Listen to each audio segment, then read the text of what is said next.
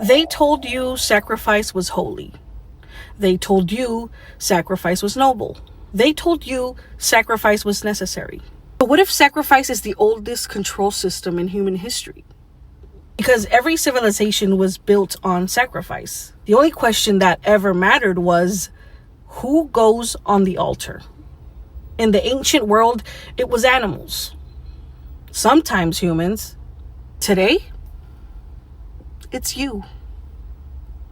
In the last video, we talked about ritual, how repetition shapes consciousness, how the system keeps illusion alive through schedules, attention, and daily rehearsal. But now we go one level deeper, because the ritual maintains a system, but sacrifice powers it. A ritual shapes a belief. A sacrifice feeds something. So the question becomes, what is being fed? Let's start historically. In ancient civilizations, sacrifice was transactional. You gave something to the gods in exchange for protection, rain, fertility, victory. Blood was seen as life, and life was seen as power. In the Old Testament, the sacrificial system was precise. Lambs, doves, bulls. These were specific rituals, specific altars, specific timing. Because ancient people believed something profound. Energy must move. Nothing comes without a cost. But here's what most people miss. Sacrifice wasn't random. It was centralized. There was always a priesthood, an authority, an intermediary between people and the divine.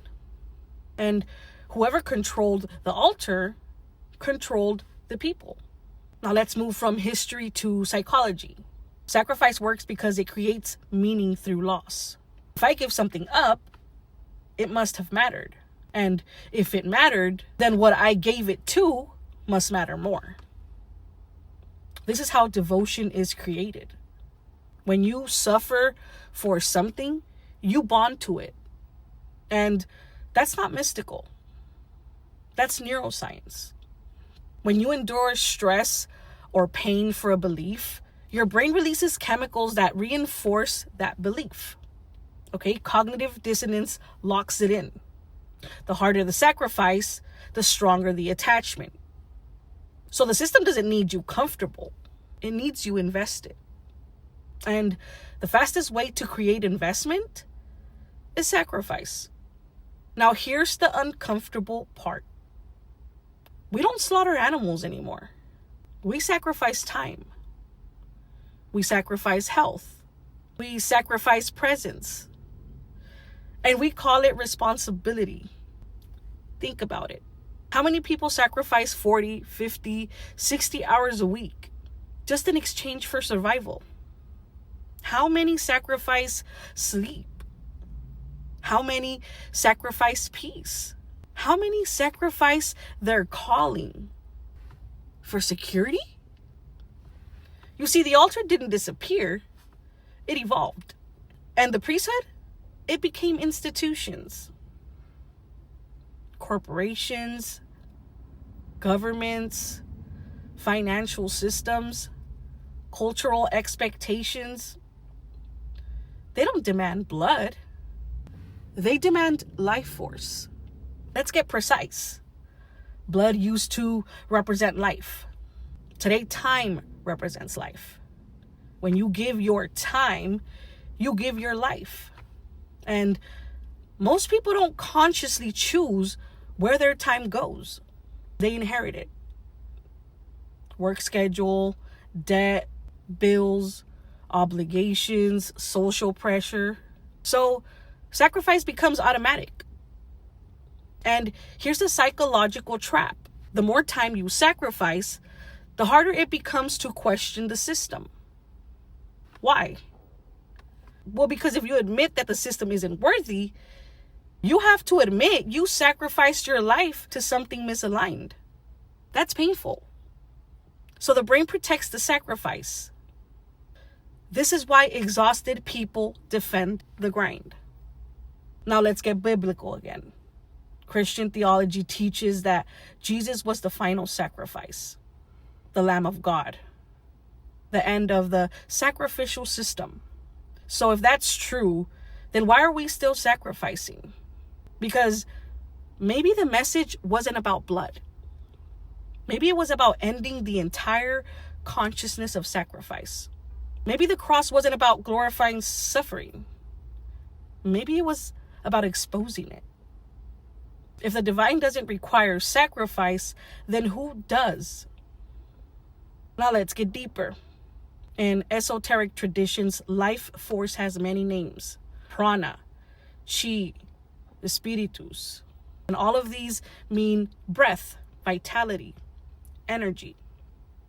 And every system runs on energy. Economic systems run on labor. Media systems run on attention. Social systems run on emotional reaction. So the question becomes, where is your energy flowing? Because wherever your energy flows, something grows. And if you feel drained, you're probably feeding something. Now let's bring in science again. Chronic stress depletes the nervous system. Cortisol overload, inflammation, hormonal imbalance. Burnout isn't weakness. It's prolonged sacrifice. And a society built on burnout is a society built on extraction. When your nervous system is dysregulated, you don't question structures. You just try to survive them.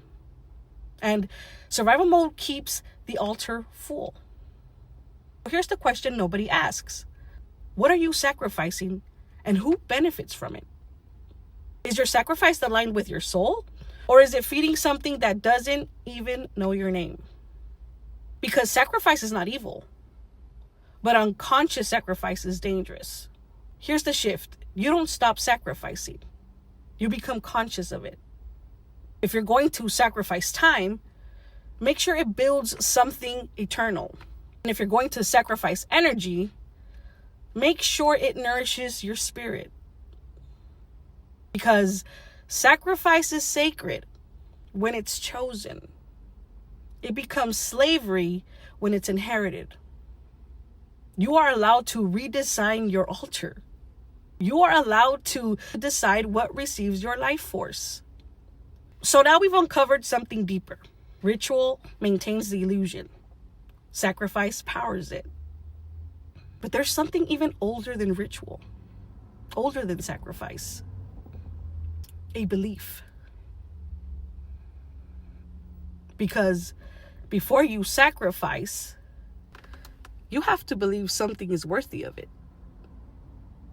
In the next video, we're going to expose the belief at the center of the entire system.